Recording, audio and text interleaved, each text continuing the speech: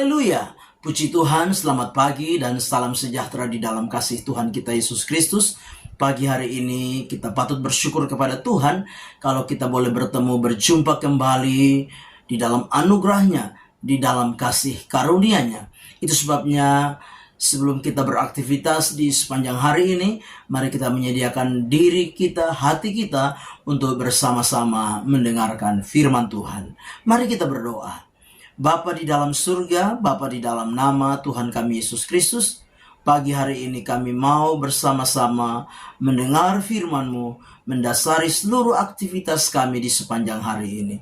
Kami serahkan semua dalam tangan Tuhan, dalam nama Tuhan kami Yesus Kristus kami berdoa. Haleluya.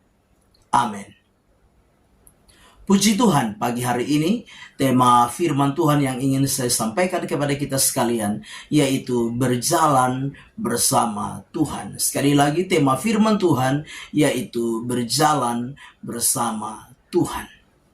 Kita perhatikan bersama-sama firman Tuhan di dalam Mika pasal yang keempat, ayat yang kelima. Mika pasal yang keempat, ayat yang kelima, demikian firman Tuhan. Biarpun segala bangsa berjalan masing-masing demi nama Allahnya, tetapi kita akan berjalan demi nama Tuhan Allah kita, untuk selamanya dan seterusnya. Nah, Bapak Ibu jemaat yang kekasih, lewat kebenaran firman Tuhan pagi hari ini, kita memperhatikan, kita melihat bagaimana sebuah kerinduan. Kita melihat dan memperhatikan sebuah komitmen dari umat Tuhan untuk apa? Untuk berjalan bersama dengan Tuhan. Dengan jelas di dalam ayat yang kelima ini, mengungkapkan isi hati umat Tuhan yang disampaikan lewat Nabi Mika.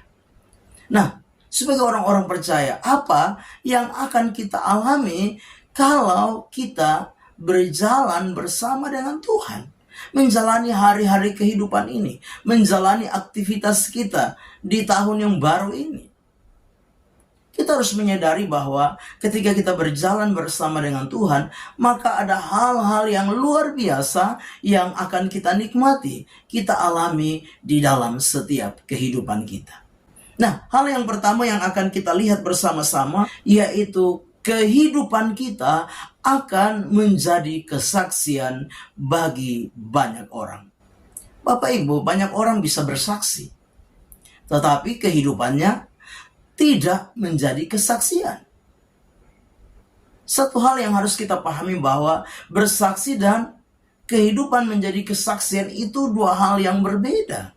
Di dalam pembacaan firman Tuhan, di dalam ayat yang pertama sampai dengan ayat yang kedua.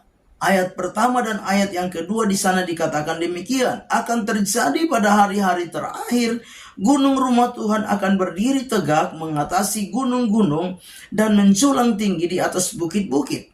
Bangsa-bangsa akan berduyun-duyun ke sana dan banyak suku bangsa akan pergi serta berkata, mari kita naik ke gunung Tuhan, ke rumah Allah Yakub, supaya ia mengajar kita tentang jalan-jalannya dan supaya kita berjalan menempuhnya. Sebab dari Sion akan keluar pengajaran dan firman Tuhan dari Yerusalem. Menjadi pertanyaan bagi kita pagi hari ini, sudahkah kita berjalan bersama dengan Tuhan atau belum? Karena kalau kita berjalan bersama Tuhan, maka apa? Kehidupan kita pasti akan menjadi kesaksian yang baik. Kehidupan kita pasti akan menjadi berkat bagi orang lain. Itu yang pertama. Yang kedua, ketika kita berjalan bersama dengan Tuhan, maka kita akan mengalami kedamaian. Itu yang kedua, sekali lagi. Yang kedua, ketika kita berjalan bersama dengan Tuhan, maka kehidupan kita akan mengalami kedamaian. Di dalam ayat yang ketiga di sana dikatakan demikian. Ia akan menjadi hakim antara bangsa-bangsa dan akan menjadi wasit bagi suku-suku bangsa yang besar sampai ke tempat yang jauh.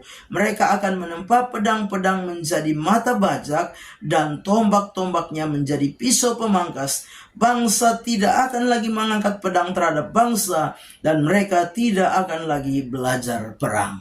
Jadi yang kedua, bahwa ketika hidup kita berjalan bersama Tuhan, maka kita akan menikmati kedamaian. Bapak Ibu jemaat yang kekasih, sekalipun keadaan, kondisi, situasi yang kita hadapi, keadaan, kondisi yang mungkin sukar, sulit, penuh dengan masalah, penuh dengan persoalan, pergumulan.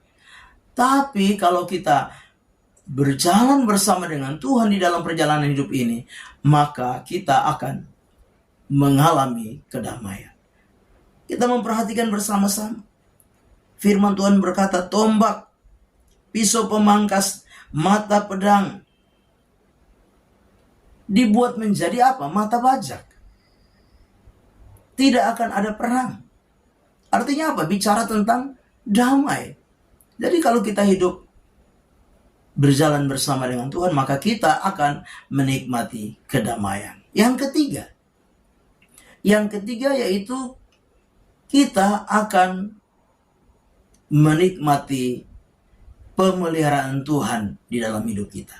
Di dalam ayat yang keempat, tetapi mereka masing-masing akan duduk di bawah pohon anggurnya dan di bawah pohon aranya dengan tidak ada yang mengejutkan, sebab mulut Tuhan semesta alam yang mengatakannya. Jadi kita perhatikan ada pemeliharaan Tuhan ketika kita berjalan bersama dengan Tuhan.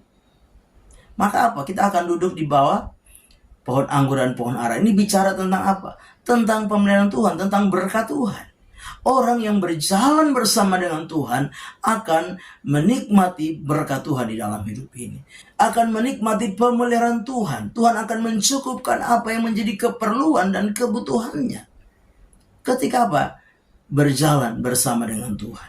Itu sebabnya Bapak Ibu jemaat yang kekasih, pagi hari ini, mari terus melangkah. Mari terus berjalan bersama dengan Tuhan di tahun yang baru ini. Hari-hari perjalanan yang akan kita jalani ke depan. Teruslah berjalan bersama dengan Tuhan. Maka saya percaya setiap kita akan menikmati dan mengalami betapa hidup kita boleh menjadi kesaksian bagi banyak orang. Yang kedua, hidup kita akan mengalami kedamaian.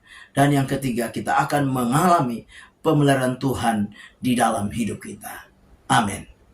Mari kita berdoa. Bapa di dalam surga, terima kasih buat firman Tuhan yang sudah kami dengar pagi hari ini. Biarlah firman itu boleh menjadi rema dan berkat di dalam hidup kami. Kami serahkan seluruh hidup kami dalam tangan Tuhan. Dalam nama Tuhan kami Yesus Kristus kami berdoa. Haleluya. Amin. Selamat pagi, Tuhan Yesus memberkati.